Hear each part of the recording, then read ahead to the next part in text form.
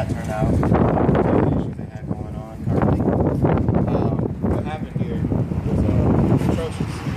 It should never happen anywhere at any job, and with any workers. It's not right. What I and the workers had to go through was just not right. The news was played. Okay, they suspended the worker for 6 days. Okay, that wasn't right. They did that.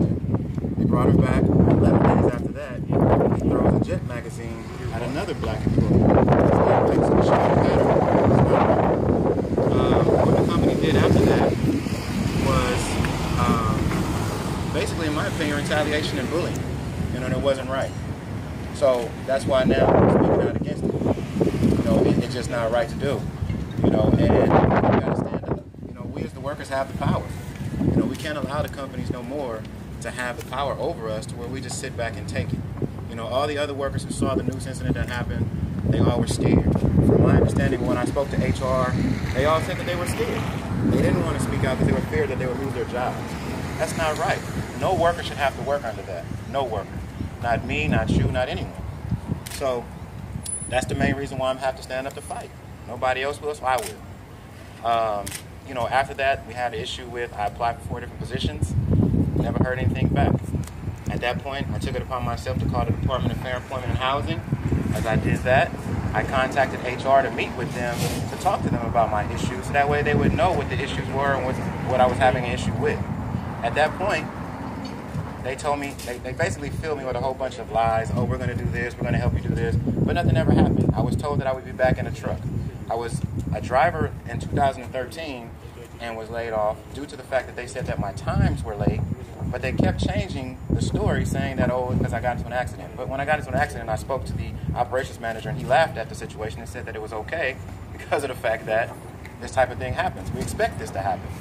So after that, I got hired back as a material handler, which is a $13, $14 an hour less paying position than what I'm qualified for.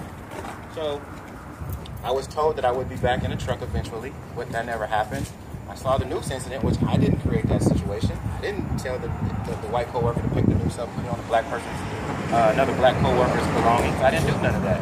But it seems as if now the victim is being the one who's being targeted, and now they're making me seem as if I'm the villain, which is not right. I didn't do any of these things. They're going through all my background, trying to find ways to make me seem as if I'm bad, but I'm not. I didn't do any of this. I didn't cause this. I didn't tell them to do this. I asked to go to the doctors. They would never let me go to the doctors. I asked the operations manager, I asked certain supervisors, certain management, and neither one of them would let me go to the doctor. So I had to take it upon myself 4 to 5 months later, on my own dime, to go to my own doctor to get some kind of help. At that point, I was called back into the office right here, 501 Tunnel, to speak with the safety manager. And as I did that, the safety manager told me, well, you have to go see our doctor now. But I explained to him, I said, well, listen, I've been asking you for the last 4 months, and people here at this company for the last 4 months, to go see my doctor. Because it wasn't right for me to have to work with this white coworker, and under these, anxiety, stress, I'm sitting at work, I couldn't even work. I'll go sit down in the bathroom and just sit there.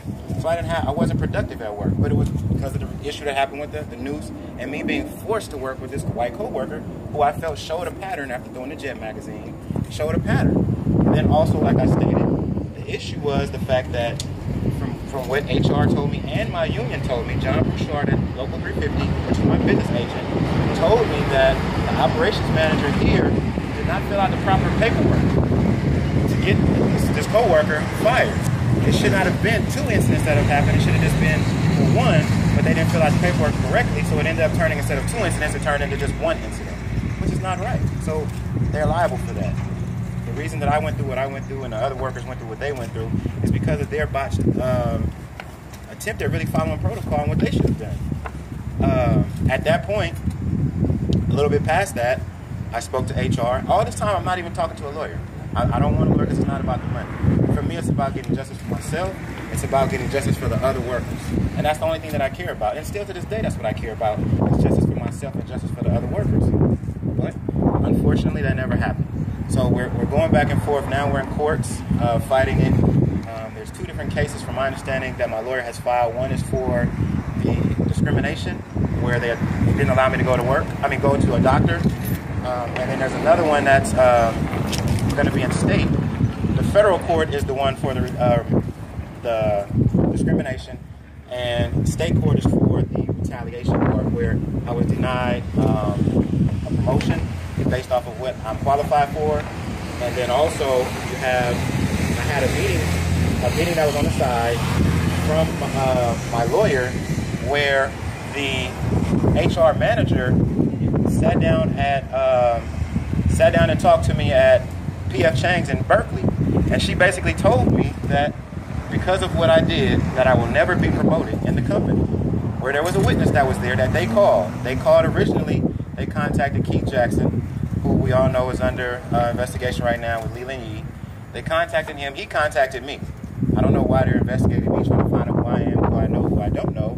Let's deal with the issue of the noose and you all retaliating against me. That's the main issue that I'm worried about.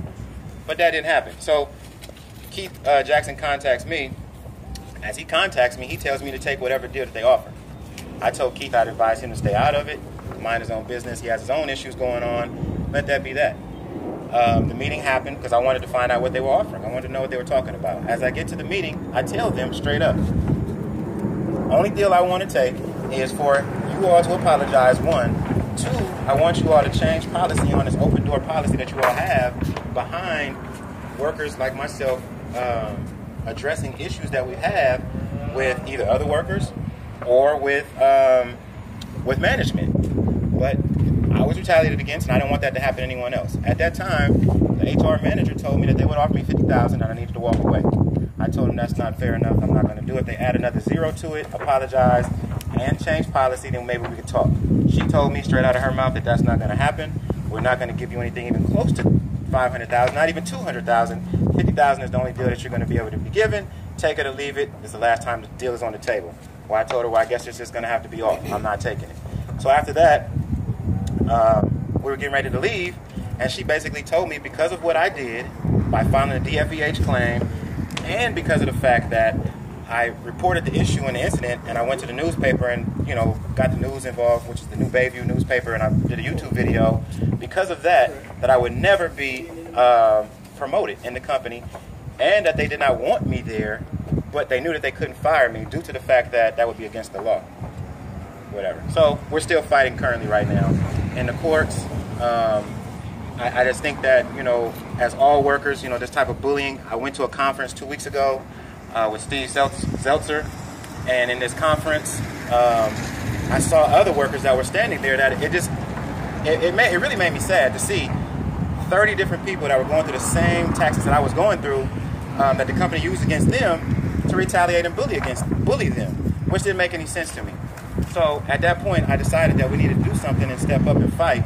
And now this forum, or, you know, this rally here today can be that can catapult other workers to come out at Recology, to let them know that people are standing up and standing with them, and at other companies. It doesn't have to just be here, it could be at other companies, because I know other people are experiencing bullying on their workplace and whatnot, and that has to stop.